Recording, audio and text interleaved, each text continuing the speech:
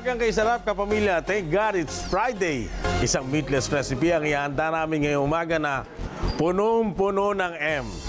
Mura, masarap, masustansya at madaling lutuin. As in, 4M.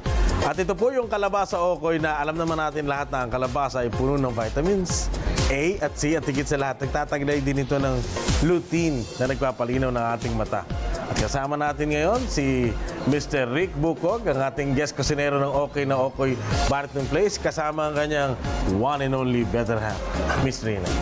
Umagang kay ganda po sa inyo. Umagang kay ganda po. Okoy, sa amin sa Bulacan, ito'y kalabasa rin talaga ang ginagamit.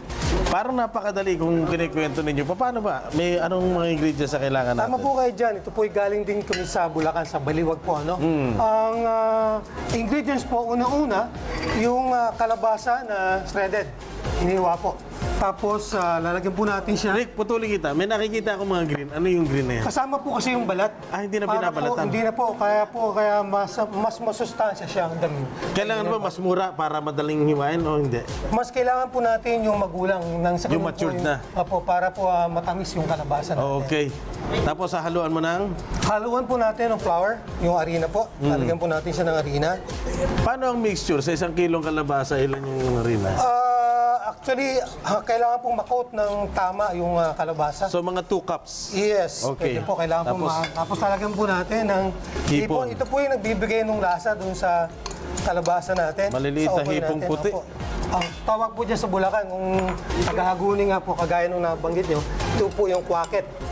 Tapos lalagyan po natin ng sibuyas. Ito naman po yung nagpapabango doon sa ating okoy na kalabasa, yung pong ating okay na Ang okoy. itlog binder. Binder po ito, at the same time, it adds flavor po sa ating okoy na kalabasa. Ang gagawin po natin, haluin po natin siya. No, you have to make sure na coated po siya thoroughly nung harina. Nang sa ganun, kumapit po siya. Pagka po na halo na nating maigi, siguraduhin mainit na yung mantika para na sa ganun po. Ito preheated na to. Kanina pa Yes, sir. nakainit. Opo. Kasi pagka po medyo malamig yan, hindi po natin maluluto. Ma'am Rina, pakitaan mo nga ako. Sampulan mo ko yung iuhulog mo isang piraso na. Pakitaan mo ko. Sir, si sir na lang kasi tinrain ko na siya eh. Ako po is kanyang alipin, kaya ako yung tagaluto. Pareho pala tayo. Alam mo sa bahay, lahat ng ayaw ng misis ko, ginawa ko Ay, na eh. pareho po tayo. Ayaw niya magluto, ako na lang nagluluto. Ito po. Lagyan natin na... Yun. yes. Yan po yun. Okay. We have to constantly mix. Ano po. Ito nga po palang okoy. Available po ito sa... okay na okay dito po sa may Congressional Avenue. Ano po, sa may Barrington Place. Nagmula ito po is... Kung di kayo familiar sa Congressional Avenue, malapit doon sa Visayas. Pagitan ng isang malaking grocery doon, malapit sa Visayas Avenue. Tama kayo, Madalas ako sir. dyan. Tama kayo, sir. Iwanan nga muna natin. Ma'am Rina, iwanan ka muna Oh, namin. sige. Lulutuin ko May muna iba ito. pang pagkain dala rito si Chef Rick eh. Opo. Ano ba to? From the right. Okay. Yung pong yung binabanata ni Katunying. Yun po yung okoy na kalabasa. Okay pa? Okay na okay. Okay na okay. Tapos, yun po aming lumpiang toge, wala din pong karne yan, bali, meatless po siya. Eh, ito. Pero may togi ho yan, ha? Meron po. Ito.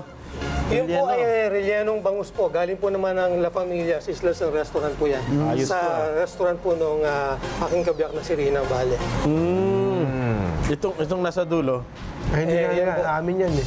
Sa inyo yan. Sabi, bago Pinabili pala. para bukas ko pa yan eh. Thank you, Chef Rick, ng Barrington Place. Okay na okay, Barrington salamat Place. din po sa kayo. Maraming salamat. Thank you po. Masarap. Parang merienda na eh. Ready na ba kayong manalo ng sangkaterbang papremyo? Pues, narito na ang una at ikalawang clue sa ating kuha mo to. Medyo... Aha. Teka.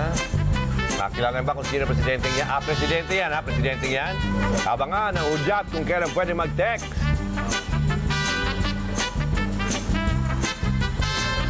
Yan ang mga premyo namin. Ayan. Okay, usapang pagkain pa rin. Gagala naman si Tita Winnie sa mga ipinagmamalaking kainan sa Malabon. Susunod na yan sa pagbabalik ng Umagang Kay Ganda. Ako naman, Sarap yung kakain. okoy,